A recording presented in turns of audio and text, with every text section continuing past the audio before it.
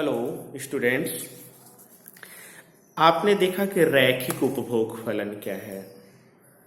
वो देखा आपने कि जब यहां से सीधी रेखा थी तो रैखिक उपभोग फलन था, उसमें उपभोग की सीमांत प्रवृत्ति स्थिर होती है और औसत उपभोग की प्रवृत्ति गिरती हुई होती है। ये गैर रैखिक उपभोग फलन है जो ये देखिए इस टाइप का है, जैसे ए ये बी, ये जो रेखा है ए बी, मतलब इसको इस रूप में देख सकते हैं। ये अगर ऐसा है तो रैखिक उपभोग फलन, और इसकी जगह पे अगर ऐसा है गिरता हुआ है तो गैर रैखिक उपभोग फलन। तो इसका मतलब क्या निकला, गिरता हुआ मतलब कि अब इस रेखा का ढाल, आप जानते हैं किसी रेखा का जो ढाल होता है वह उस पर खींची गई स्पर्श रेखा है। तो इसका ढाल देखिए, यहाँ पर E1 पर इतना ढाल है, E2 पर इतना ढाल है, E3 पर इतना ढाल है। मतलब गैर रैखिक उपभोग फलन में जो ढाल है वो क्या हो रहा है, लगातार गिर रहा है। इसका मतलब आप जानते हैं कि ढाल ही सीमांत उपभोग की प्रवृत्ति है। इसका मतलब गैर रैखिक उपभोग फलन में उपभोग की सीमांत प्रवृत्ति माने एमपीसी लगातार गिरती है और रैखिक में नहीं गिरती है। एक चीज तो आपने जान लिया, ये देखिए लगातार गिरती है। अच्छा, एमपीसी की क्या हाल है, सॉरी औसत उपभोग प्रवृत्ति क्या हाल है। तो इसको अगर मूल बिंदु से मिलाया जाए, ये मूल बिंदु वाली जो रेखा है इसका जो ढाल है औसत उपभोग की प्रवृत्ति है। मतलब क्यों, क्योंकि ये उपभोग मतलब ये tan थीटा मान ये उपभोग और I का अनुपात, मतलब C और Y का अनुपात, मतलब क्या निकला कि ये औसत उपभोग की प्रवृत्ति है। तो इस स्थिति में औसत उपभोग की प्रवृत्ति भी गिरती हुई होती है। मतलब अगर गैर रैखिक उपभोग फलन है तो एमपीसी भी गिर रही है और एपीसी भी लगातार गिर रही है, किंतु जो एमपीसी है वो ज्यादा तेजी से गिरती है एपीसी की तुलना में। तो ये हो गया गैर रैखिक उपभोग फलन। और रैखिक उपभोग फलन में आपने क्या देखा था, रैखिक उपभोग फलन में आपने देखा था कि रैखिक है इसलिए उसका ढाल एक समान है और इसलिए एमपीसी स्थिर थी लेकिन एपीसी गिर रही थी। अच्छा, अब ध्यान दीजिए, अब हम आपको बताते हैं, आपसे क्वेश्चन पूछा जाता है कि उपभोग की सीमांत प्रवृत्ति मतलब एमपीसी और उपभोग की औसत प्रवृत्ति में क्या संबंध है। तो क्या संबंध है, पहला संबंध यही है कि अगर रैखिक उपभोग फलन था, मतलब ये वाला सीधा, देखिए रैखिक उपभोग फलन मतलब ये वाला, ये सीधा, अगर ये सीधा था तो क्या था, एमपीसी आप देखिए माने इसका ढाल क्या था, एमपीसी स्थिर होता है। एमपीसी क्या होता है, स्थिर होता है, किंतु एपीसी क्या होती है, गिरती हुई होती है। और एपीसी तभी स्थिर होगी जब यह रैखिक उपभोग फलन मूल बिंदु से जाएगा। इस स्थिति में ध्यान दीजिएगा कि एपीसी बराबर एमपीसी और दोनों ही स्थिर होंगे।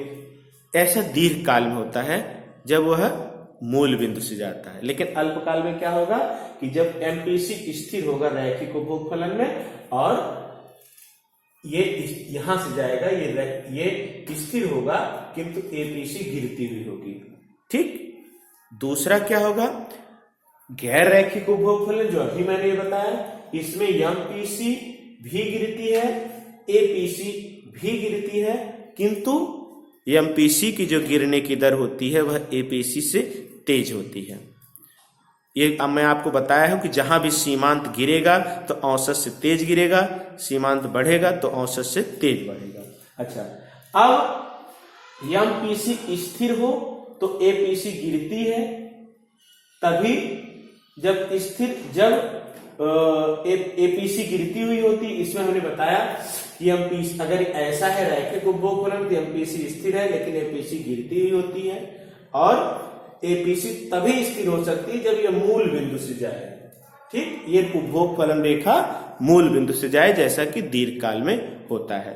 मतलब दीर्घकाल में आय पर स्वायत्त उपभोग नहीं होता है, वो मूल बिंदु से रेखा जाती है।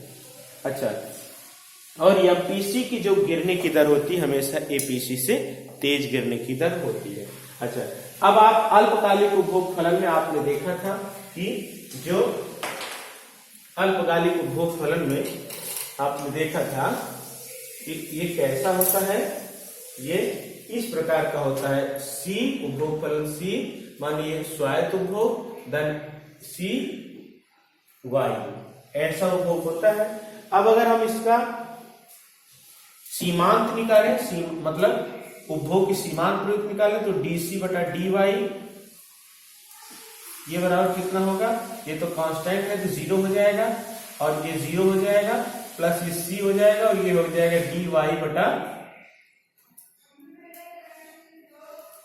ये हो जाएगा यहाँ डी वाई बटा डी वाई, और ये 1 हो जाएगा। इसका मतलब ये सी हो जाएगा। मतलब इसका जो एमपीसी होगा, एमपीसी बराबर क्या होगा, डीसी बटा डी वाई होगा। ये एमपीसी उपभोग की सीमांत प्रवृत्ति है। तो फिर उपभोग की औसत प्रवृत्ति क्या होगी, उपभोग की औसत प्रवृत्ति जानने के लिए आप जो है उपभोग में y का भाग देंगे। भाग देने के लिए क्या होगा, देखिए c बटा वाई बराबर हो जाएगा C0 बटा Y plus C into Y बटा वाई, वाई बटा वाई माने 1 हो जाएगा, तो ये हो जाएगा, क्या हो जाएगा, ये हो जाएगा एपीसी।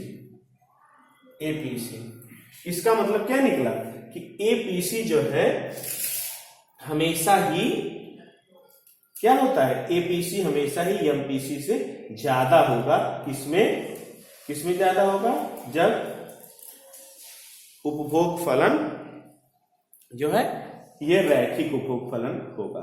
तो ये आपने देखा औसत उपभोग प्रवृत्ति और सीमांत उपभोग प्रवृत्ति में क्या संबंध होता है, इसको आपने देखा। एक और आप देख सकते हैं कि एक होता है कि टाइम लैग युक्त जो उपभोग फलन होता है। देखिए अगर आज की इनकम पर ही आज का उपभोग निर्भर करे तो ये गैर समय पश्चाता युक्त उपभोग फलन होगा। जैसे देखिए ये आज का उपभोग है सीटी इस फंक्शन ऑफ वाई टी, मतलब आज की इनकम पे ही आज का उपभोग हम देख रहे हैं। और जब आज का उपभोग C T function of Y T minus one, T minus one मतलब कि पहले की उपभोग पहले की इनकम क्या है, मतलब आज का उपभोग 1 साल पहले की इनकम पे डिपेंड करेगा। तो मतलब C T equal to function of Y T minus one, तो ये है समय पश्चाता युक्त, मतलब with time lag consumption function है, विद टाइम लैग, और यह है without time lag consumption function. तो यह समय पश्चाता युक्त उपभोग फलन, यह समय पश्चाता विहीन उपभोग फलन, क्योंकि इसमें करंट इनकम पे ही करंट उपभोग देखा जा रहा है, इसमें करंट उपभोग 1 साल या कुछ समय पहले की इनकम पर देखा जा रहा है। तो ये हो गया आपका जो है कि समय पश्चाता युक्त और समय पश्चाता विहीन उपभोग फलन क्या है, और औसत उपभोग प्रवृत्ति और सीमांत उपभोग प्रवृत्ति में संबंध क्या है, ये हमने आपको दिखाया पूरा। ठीक है, ओके।